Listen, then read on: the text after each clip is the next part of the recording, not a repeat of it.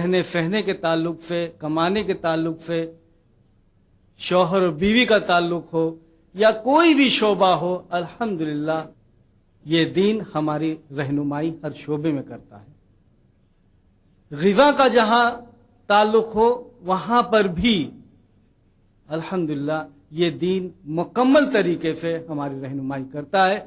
और एक उसूल बयान कर दिया इसी आयत में, जिस आयत का मैंने अभी भी तिलावत फरमाई, सूरतुल बकरा 2 नंबर की सूरत और 168 नंबर की आयत। या अय्युहन्नास, ए इंसानो, कुलू मिम्मा फिल अर्द, खाओ जो कुछ भी जमीन से दस्तयाब हो, हलाला व तय्यबा, जो हलाल है और तय्यब है, अच्छा है। वला तत्तबिउ खुतुवात शैतान, और शैतान के नक्शे कदम पर ना चलो, इन्नहु लकुम अदुव्वुम मुबीन, कि वो तुम्हारा खुला हुआ दुश्मन है। तो एक उसूल यहां बयान हुआ कि जो कुछ खाना या ग़िज़ा है जो हलाल कैसे हो, जो अल्लाह और अल्लाह के रसूल आपको हलाल करे, ये आपके लिए हलाल है, जिसकी निशानदेही खुद कुरान पाक ही में मौजूद है, सूरतुल हशर और कई जगहों पर। सूरतुल हशर 59 नंबर की सूरत और 7 नंबर की आयत में, वमा आताकुमुर रसूल, जो कुछ आपके रसूल आपको अता करे, फखुदू, तो उसको पकड़ लो। वमा नहाकुम अन्हु, और जो जिससे वो मना करे, रोके, फंतहु, उससे रुक जाओ। तो जो कुछ भी अल्लाह और अल्लाह के रसूल की जानिब से तय कर दिया जाए ग़िज़ा के ताल्लुक से, ये हलाल हुआ, और जो कुछ भी अल्लाह और अल्लाह के रसूल की तरफ से रोक दिया जाए, ये आपके लिए हराम हुआ। और फिर उसके बाद में जो कुछ भी आपके लिए मुज़िर है, ये नुकसानदेह हुआ, और जो कुछ भी आपके लिए फायदेमंद है, ये आपके लिए इजाजत है। ये तैयब में आया। मिसाल के तौर पर एक शख्स जो है ब्लड प्रेशर का मरीज है, आमतौर पर नमक का खाना जायज है, हलाल है, इसमें कोई मुज़ायके की बात नहीं, वो इस्तेमाल कर सकता है। लेकिन ब्लड प्रेशर का अगर मरीज है तो उसके लिए ज्यादा नमक का इस्तेमाल करना नुकसानदेह है, तो उसके लिए तैयब नहीं है, ये उसके लिए अच्छा नहीं है, तैयब नहीं है, तो उससे वो उसमें कमी करे। ये उसूल अल्लाह ही की तरफ से आया। ज़ियाबतिस, शक्कर की बीमारी में कोई मुब्तला है, हालांकि शक्कर का इस्तेमाल करना, मीठी चीज का इस्तेमाल करना आमतौर पर जायज है, अच्छा है, अल्हम्दुलिल्लाह फायदेमंद मुफीद है। लेकिन अगर ज़ियाबतिस शक्कर की बीमारी में मुब्तला है तो उसके लिए शक्कर का ज्यादा इस्तेमाल करना या जरूरत से ज्यादा इस्तेमाल करना उसके लिए मुज़िर है, नुकसानदेह है। जो आमतौर पर तैयब है, अब उसके लिए तैयब नहीं है, अच्छा नहीं है। तो एक आम उसूल सूरतुल बकरा 2 नंबर की सूरत 168 नंबर की आयत में अल्लाह रब्बुल इज्जत फरमाते हैं कि वो खाना खाएं जो हलाल है आपके लिए, और वो खाना जो तैयब है आपके लिए उसका इस्तेमाल करें, उसके अलावा न इस्तेमाल। उसके साथ साथ अल्लाह रब्बुल इज्जत कुरान और हदीस में फरमाते हैं क्या वो ग़िज़ाएं हैं जो आपको इस्तेमाल करनी चाहिए और क्या वो ग़िज़ाएं हैं जो नहीं करनी चाहिए। उसकी लंबी फहरिस्त हो सकती है, लेकिन कुछ बातें अल्हम्दुलिल्लाह कुरान से हम देखेंगे कि अल्लाह पाक क्या जिक्र करते हैं हलाल खानों के ताल्लुक से। ग़िज़ा का जहां तक हमें मालूम है कि यह अल्लाह ही मुहैया करता है। कोई ऐसा जानदार या कोई ऐसी हवा में जानदार हो या जमीन के ऊपर हो, कोई भी जानदार ऐसा नहीं है जिसका ग़िज़ा का इंतजाम, जिसके रिज़्क़ का इंतजाम अल्लाह ने ना किया हो। सूरतुल हूद 11 नंबर की सूरत 6 नंबर की आयत में अल्लाह रब्बुल इज्जत फरमाते हैं कि जमीन पर जितने भी जानदार हैं उनकी ग़िज़ा उसने मुहैया कर रखी है, उसकी ग़िज़ा इस जमीन के ऊपर मुहैया कर रखी है। ये उसका अल्हम्दुलिल्लाह जितने भी जानदार हैं इंसानों के अलावा, वो अपने निज़ाम के तहत ग़िज़ा हासिल कर लेते हैं। इंसान के लिए एक अलग उसूल बना है कि वो जितनी कोशिश करेगा उतना उसको मिलेगा, और उसकी कोशिश के ऊपर मुनहसिर है। बल्कि अल्लाह रब्बुल इज्जत बिगैर कोशिश के भी कईयों को देते हैं। तो ग़िज़ा का इंतजाम करना अल्लाह रब्बुल इज्जत की तरफ से वादा है। बल्कि इस पर भी आदमी गौर करे कि एक बच्चा जब पैदा हो रहा है, पैदा होने के बाद में आम तौर पर जो ग़िज़ा है वो उसका इस्तेमाल चावल और दाल और रोटी इसका इस्तेमाल नहीं कर सकता। जो बच्चा पैदा हो उसके लिए जो मुनासिब जो ग़िज़ा है वो माँ के थनों से जो दूध निकल रहा है वो उसके लिए सबसे बेहतरीन ग़िज़ा है। पैदा होने से पहले दूध नहीं है, पैदा होने से पहले दूध बिल्कुल ही थनों में नहीं है, थन से नहीं निकल रहा है। लेकिन जो ही बच्चा पैदा होता है अल्हम्दुलिल्लाह तर व ताज़ा दूध फौरन शुरू हो जाता है। ये कितने फख्र और गौर करने की बात है कि जब ही बच्चा पैदा हुआ दोनों थनों से माँ के दूध जो निकलता है बच्चे के लिए मौजूद है। और अल्लाह पाक सूरतुल बकरा 2 नंबर की सूरत और 233 नंबर की आयत में फरमाते हैं, एक अहमियत के तौर पर यहाँ पर यह आयत यूं आती है कि औरतों को या माओं को वलवालिदात युर्देना औलादहुन्ना हौलैन कामिलैन, के माओं को अपने औलादों को वो दूध पिलाएं 2 साल मुकम्मल, 2 साल मुकम्मल दूध पिलाने की इशारा यहाँ पर मिलता है। आम तौर पर ये लोगों में पाया जाता है कि दूध पिलाने से जो है माँ की शक्ल या औरत की शक्ल, बदन की शक्ल बिगड़ जाएगी। हालांकि मेडिकली भी दूध पिलाना मुफीद है और फायदेमंद है इस ताल्लुक से कि जो माएँ दूध पिलाती हैं उनको ब्रेस्ट कैंसर होने से परहेज होता है। ब्रेस्ट कैंसर होना, सरतान होना, ये मुहलिक बीमारी जो आम तौर पर औरतों में जो दूध थनों का जो कैंसर होता है वो पाया जाता है, लेकिन अगर वो दूध पिलाती हैं 2 साल तक तो दूध या थनों का कैंसर, ब्रेस्ट कैंसर होने से वो परहेज हो सकता है। अल्हम्दुलिल्लाह जो भी कुदरती निज़ाम है उस निज़ाम के तहत अगर अल्लाह के बताए हुए तरीके के पर चल रहे हैं तो उसके अंदर फायदा ही है, नुकसान नहीं है। मिसाल के तौर पर चलते चलते ये बात भी समझ लें कि बच्चा का जन्ना, अक्सर ये सुनने में आता है कि अभी शादी हुई है, अभी बच्चा ना जना जाए तो बेहतर है, 2 साल निकल जाए, 3 साल निकल जाए, 4 साल निकल जाए। ये इस तरीके से समाज के अंदर ये बात पाई जाती है। एक रिपोर्ट मिलती है जिसके तहत ये मालूम हुआ है कि बच्चा जनने से वो औरतें या वो लड़कियां मां बनने के बाद में जितनी बार वो मां बनती है उतनी अकल उनकी बढ़ती है।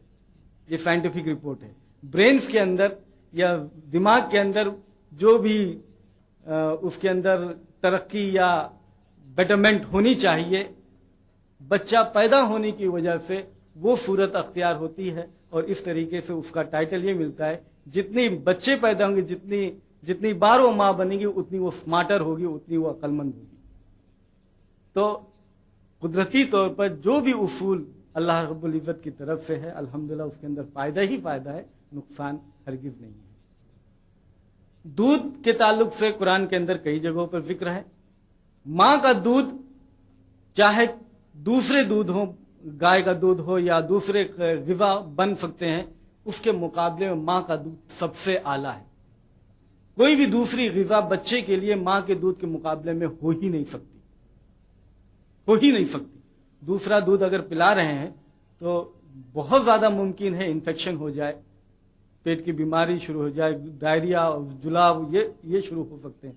बल्कि जो बच्चे में दूध, बाहरी दूध दिए जाते हैं, मां के अलावा जो दूध दिए जाते हैं, जब उनको इसहाल या डिसेंट्री, जुलाब की बीमारी होती है तो डॉक्टर फौरन मना करते हैं कि दूध का इस्तेमाल बंद करो। बड़ों में भी अगर वो जुलाब की बीमारी में मुब्तला होते हैं तो उनको कहा जाता है कि दूध का इस्तेमाल ना करें, दही भले इस्तेमाल करें लेकिन दूध का इस्तेमाल ना करें।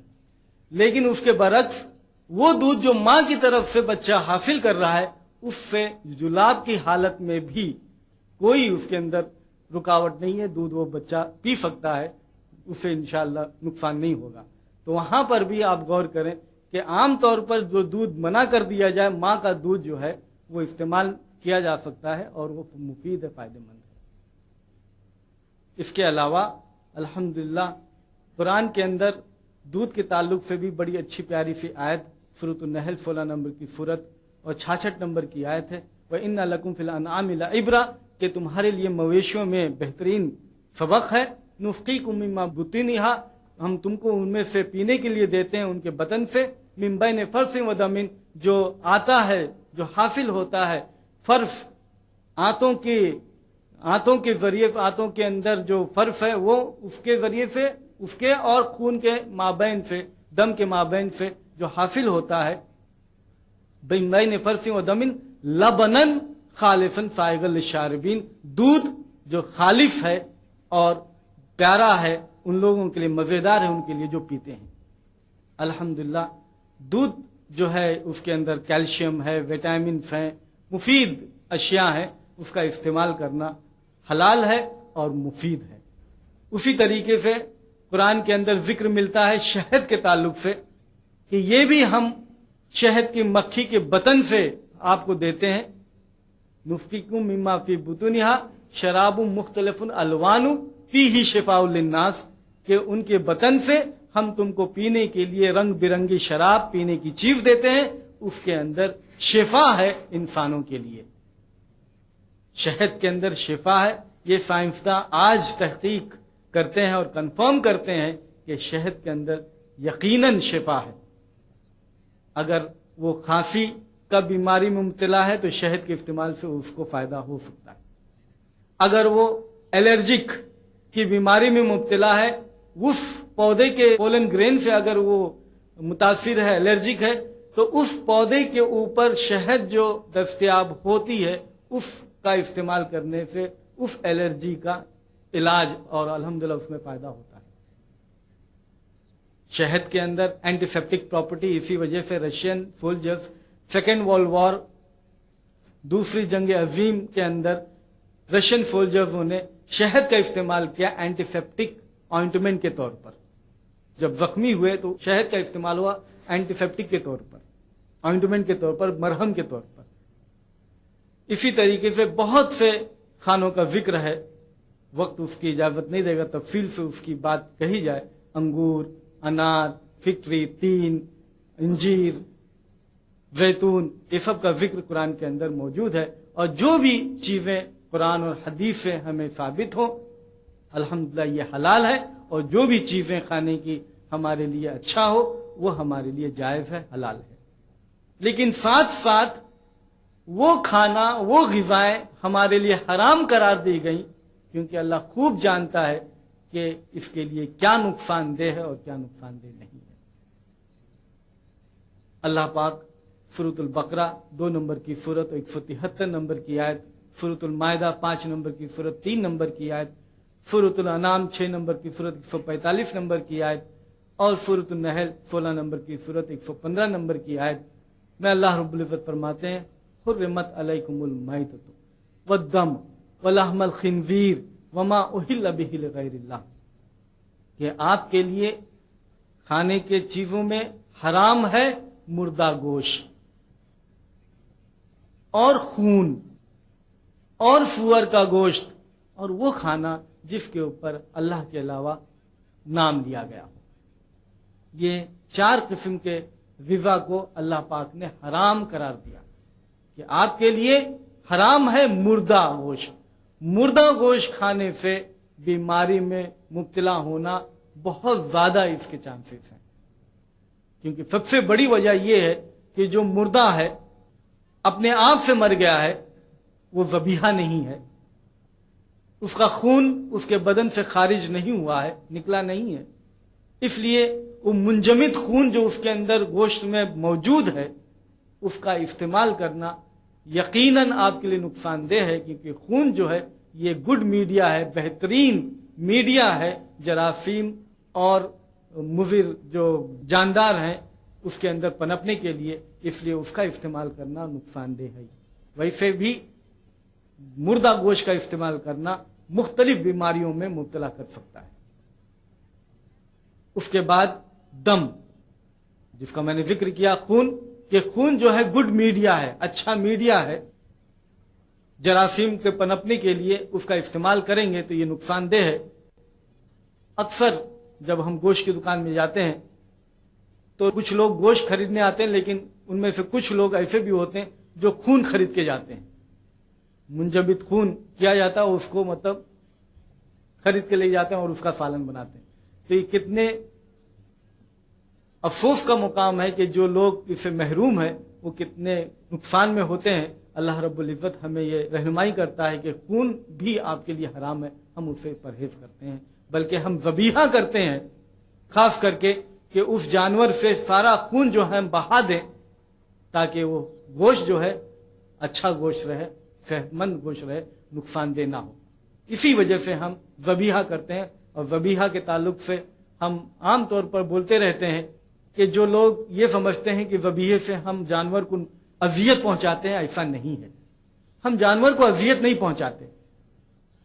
ذبیحہ کے اصول کے اندر یہ بات شامل ہے کہ ہم جانور کو ایسے ہتھیار سے، ایسی چھری سے ذبح کریں جو خوب تیز ہو اور جلدی میں ہو، یہ نہیں کہ سلو موشن کے اندر ہو، جلدی ہو، اور اس طریقے سے کرنے سے ایک دم فوراً خون جو ہے جاری ہو جاتا ہے، اور خون جو ہے فوراً جاری ہونے کی وجہ سے جو دماغ کے اندر درد کو محسوس کرنے کی اشیاء ہیں، سیلز ہیں، اس کے اندر خون نہیں پہنچتا، خون کی مقدار کم ہو جاتی ہے اور وہ اپنا کام نہیں کرتی ہے۔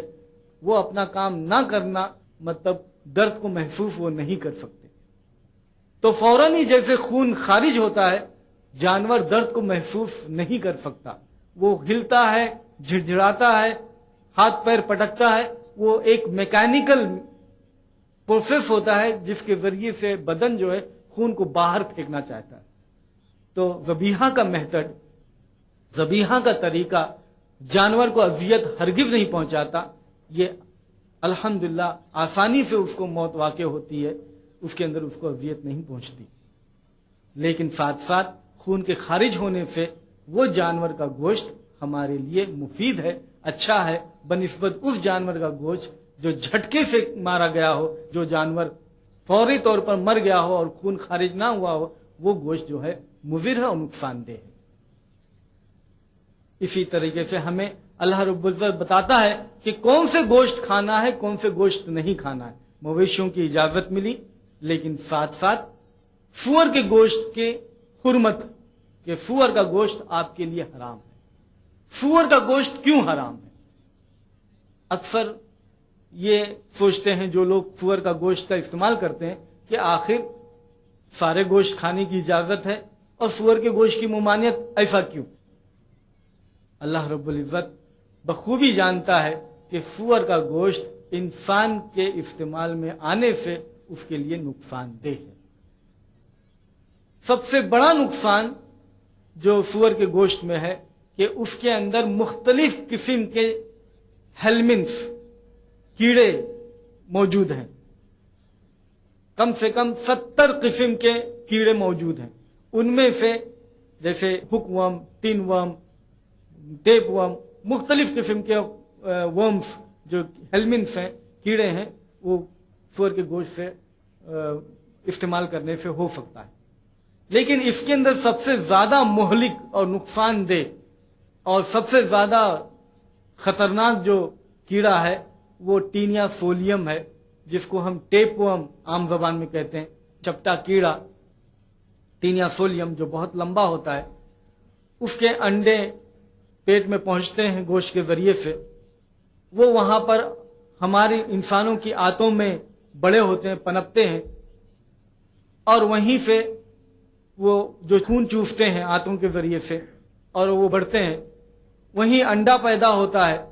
انڈا جو اس میں سے نکلتا ہے، اگر وہ جذب ہو جاتا ہے خون کے ذریعے سے اور خون کی نلیوں کے ذریعے سے وہ اگر دماغ میں پہنچتا ہے تو وہاں پر دماغ کو نقصان پہنچا سکتا ہے۔ وہ اگر آنکھ میں پہنچ جائے وہ انڈا تو آنکھ کو نقصان پہنچا سکتا ہے۔ اگر وہ جگر میں پہنچ جائے تو جگر کو نقصان پہنچا سکتا ہے۔ اگر وہ تلی میں پہنچ جائے تو تلی میں نقصان پہنچا سکتا ہے۔ گویا کہ کوئی بھی جسم کا حصہ ہو، اگر یہ اووا، یہ بیدا، یہ انڈا ٹینیا سولیم کا، ٹیپ ورم کا پہنچ جاتا ہے تو یہ اس کو نشٹ کرتا ہے، برباد کرتا ہے۔ اور کوئی بھی دوا ایسی نہیں ہے میڈیکل سائنس میں کہ اگر ایسا ہو جائے تو اس کو دوا دے دو اور وہ انڈے وہاں سے باہر نکال پھینکے، ایسا کوئی بھی دوا نہیں ہے۔ اگر وہ وہاں پہنچ جاتا ہے تو اس کو نقصان کرنا یہ یقینی ہے، اس کے لیے کوئی रिवर्सिबल प्रोसेस नहीं है।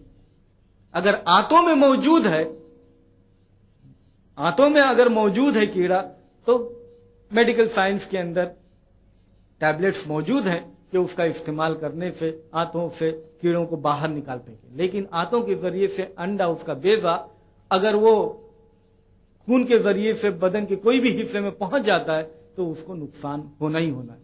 दिमाग में पहुंच गया, हो सकता है पैरालिसिस हो जाए। लिवर में पहुंच जाए, हो सकता है लिवर डैमेज हो जाए। आंखों में पहुंच जाए तो आंख नष्ट हो जाए, अंधा हो जाए, कोई भी बीमारी में मुब्तला हो सकता है। इसके अलावा टीनिया ट्राइचोरेसिस, ये भी दूसरी एक मुहलिक बीमारी है। सुअर के गोश्त के इस्तेमाल से वो उसमें मुब्तला हो सकता है और जान गंवा सकता है। इसके अलावा मुख्तलिफ किस्म की बीमारियां हैं। सुअर के गोश्त के इस्तेमाल से चर्बी का ज्यादा पैदा होना सुअर के गोश्त के इस्तेमाल से होता है। तो जो हम गिज़ा खाते हैं, जो भी चर्बी होती है, वो हमारे बदन के अंदर वो इस्तेमाल होती है और मौजूद होती है। दूसरे गोश्त के जो चर्बी होते हैं, उसका जब हम इस्तेमाल करते हैं तो वो हाइड्रोलाइज्ड हो जाते हैं, उसका इस्तेमाल बदन कर लेते हैं जब उसकी जरूरत होती है। लेकिन सुअर के गोश्त से जो चर्बी हासिल होती है बदन को, उसका हाइड्रोलिसिस नहीं होता, उसका इस्तेमाल नहीं होता, और वो चर्बी बदन के अंदर जूं के त्यों मौजूद रहती है। चाहे वो पेट के अंदर जमा हो जाए और धीरे धीरे अगर बहुत अरसे दराज वक्त तक के लिए वो उसका इस्तेमाल कर रहा है तो चर्बी इकट्ठा हो जाती है, क्योंकि वो जो चर्बी है वो हाइड्रोलाइज नहीं होती, वो वहां पर मौजूद रहती है। एक अजीब तर शेप इंसान को दे देता है। उसके अलावा ये चर्बी जो ग्लोब्यूल्स के तरीके से अगर मौजूद हो खून की नलियों में, तो ये खून की नलियों के अंदर प्यूफ्ट होते हैं, उसके ऊपर चिपकते हैं, और जो खून की नलियां हैं, जो उसकी सुराख है, वो पतली से पतली होती है, और पतली से पतली होने की वजह से ब्लड प्रेशर का होना यकीनी है। क्योंकि अगर खून की नलियां पतली हो जाए तो वहां पर खून पहुंचाने के लिए दिल को ज्यादा जोर लगाना होगा, और दिल जब ज्यादा जोर लगाएगा तो ब्लड प्रेशर की बीमारी में मुब्तला होना ही है। तो एथेरोस्क्लेरोसिस, ये बीमारी में मुब्तला हुआ, ब्लड प्रेशर में मुब्तला हुआ। इसीलिए कहते हैं कि 50% से ज्यादा लोग जो सुअर के गोश्त का इस्तेमाल करते हैं वो हाइपरटेंशन, ब्लड प्रेशर की बीमारी में मुब्तला है। इसके अलावा सुअर के गोश्त के खाने की वजह से आदमी जो बेशरम हो सकता है, बेशरम। जानवरों में भी एक उसूल पाया जाता है, जैसे मिसाल के तौर पर ऊंट है, ऊंट और ऊंटनी अगर सोहबत कर रहे हैं तो ये हरगिज आम तौर पर ओपन के अंदर सोहबत नहीं करेंगे, ये हरगिज इंसानों के सामने या दूसरों के सामने सोहबत नहीं करेंगे, बल्कि ये देखेंगे कि इंसानों को वहां से हटा दें और अलहिदगी में किनारे शर्म के साथ में सोहबत करें। कुछ जानवरों में ये बात पाई जाती है, लेकिन इसके बरखिलाफ सुअर के अंदर इसके बरखिलाफ बिल्कुल उल्टा पाया जाता है। इसको कोई शर्म नहीं कि इसका जो जिसके साथ में वो सोहबत करता है उसके साथ में कोई दूसरा आए और उससे सोहबत करे, उसमें उसको कोई शर्म नहीं। इसी तरीके से लोग कहते हैं कि इसके गोश्त का इस्तेमाल करने से जैसा तुम खाओगे वैसा तुम बनोगे, अगर इसके गोश्त का इस्तेमाल करोगे तो इस जैसा बनोगे। तफसील में नहीं जाना चाहता हूं, लेकिन महज इतनी बात कहना चाहता हूं कि ये गोश्त जो है ये नुकसानदेह है मुख्तलिफ तरीके से।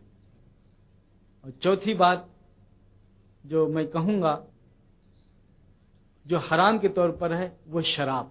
अल्लाह रब्बुल इज्जत सूरतुल माइदा 5 नंबर की सूरत और 90 नंबर की आयत में अल्लाह रब्बुल इज्जत फरमाते हैं, या अय्युहल्लज़ीना आमनू, ए ईमान वालो, तुम पर शराब हराम है, नशा की चीजें हराम है। नशा की चीजें जितनी भी हैं वो नुकसानदेह हैं ही।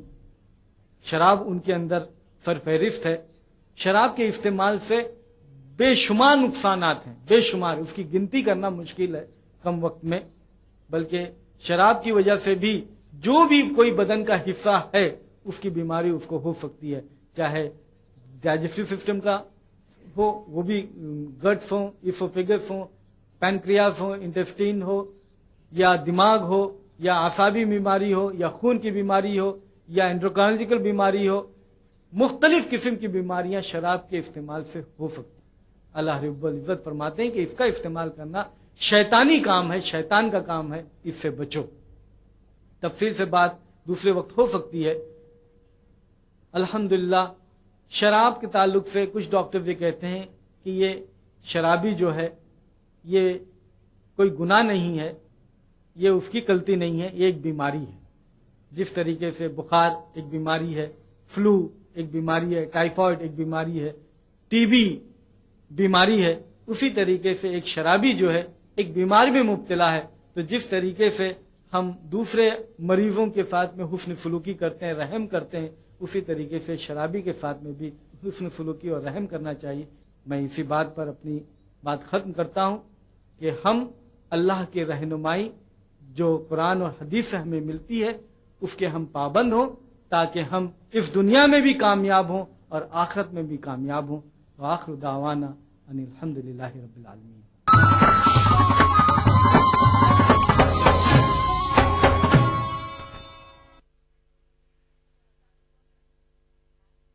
ETV اردو پر اگلا پروگرام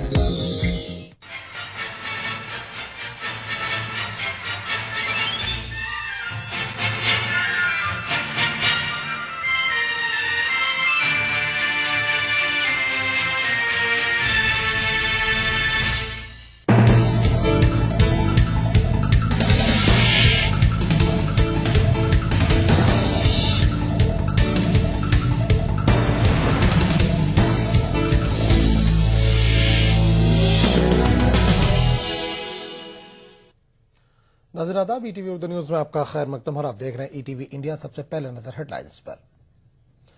آسام کے سونت پور میں نامعلوم افراد نے CPI-ML حامیوں پر کیا حملہ، 10 افراد ہلاک، 8 زخمی۔ راجیو گاندھی کے قاتلوں کی سزائے موت عمر قید میں تبدیل کرنے کی درخواست پر سپریم کورٹ آج کرے گا سماعت۔ عام انتخابات میں کسی جماعت کو نہیں ملے گی واضح اکثریت، امریکی نیشنل انٹیلیجنس کے سینئر افسر کا دعویٰ۔ عام آدمی پارٹی کے قومی مجلس عاملہ کا اجلاس آج، لوک سبھا انتخابات کے لیے حکمت عملی کی جائے گی وضع۔ اور یوکرین میں جاری تعطل توڑنے کے لیے پارلیمنٹ نے گرفتار احتجاجیوں کو مشروط معافی دینے کی پیشکش کی، احتجاجیوں کو پیشکش نامنظور۔ اور اب خبروں کی تفصیل۔ آسام کے سونت پور میں نامعلوم افراد نے CPI-ML کے 10 حامیوں کو ہلاک کر دیا۔ اس واقعے میں 8 افراد زخمی بھی ہوئے ہیں۔ یہ واقعہ بورگینگ پولیس تھانہ حدود میں پیش آیا۔ آسام کے وزیر اعلیٰ ترون گوگوئی نے قصورواروں کے خلاف سخت کارروائی کرنے کی حکام کو ہدایت دی ہے۔ آسام ہماچل پردیش کی سرحد پر سونت پور میں ایک حملے میں 10 افراد ہلاک ہو گئے ہیں۔ ڈپٹی پولیس کمشنر للت گوگوئی کے مطابق ہماچل پردیش سے تعلق رکھنے والے نامعلوم افراد نے CPI-ML حامیوں پر بورگانگ تھانہ حدود میں چولڈھوا میں حملہ کیا۔ حملہ آوروں نے شکار کرنے کے لیے استعمال میں آنے والی بندوق کا استعمال کیا تھا۔ للت گوگوئی کے مطابق واقعے میں 8 افراد زخمی بھی ہوئے ہیں، انہیں نزدیکی اسپتال میں داخل کرا دیا گیا ہے۔ CPI-ML کے جنرل سیکریٹری وویک داس نے خبر رساں ایجنسی PTI کو فون پر بتایا کہ پارٹی کی ٹیم سرحد پر گزشتہ 2 مہینے سے موجود تھی اور یہ ٹیم سرحد پر غیر قانونی قبضے پر نظر رکھنے کے لیے بھیجی گئی تھی۔ CPI-ML کا دعویٰ ہے کہ حملہ آوروں کی تعداد 50 کے قریب تھی اور انہوں نے اپنے چہرے کپڑے سے ڈھک رکھے تھے۔ CPI-ML کا الزام ہے کہ آسام کا محکمہ جنگلات سرحدی علاقے میں ہو رہے ناجائز قبضہ جات کی جانب توجہ نہیں دے رہا ہے، جس کی وجہ سے زمین مافیاؤں کے حوصلے بلند ہیں۔ پارٹی کے مطابق ہماچل پردیش سے تعلق رکھنے والے افراد آسام کی حدود میں داخل ہو کر اراضی پر ناجائز قبضے کر رہے ہیں۔ انہوں نے آسام میں زمین کے ایک بڑے حصے پر اپنا قبضہ جما رکھا ہے۔ اس بیچ آسام کے وزیر اعلیٰ ترون گوگوئی نے حکام کو حملہ آوروں کی تلاش کرنے کی ہدایت دی ہے۔ انہوں نے کہا کہ قصورواروں کے خلاف مناسب کارروائی کی جائے گی۔ خیال رہے کہ 9 جنوری کو اسی علاقے میں ہی एक फर्द को चंद नामालूम अफराद ने मौत के घाट उतार दिया था। Bureau report, ETV news. Rajiv Gandhi कत्ल केस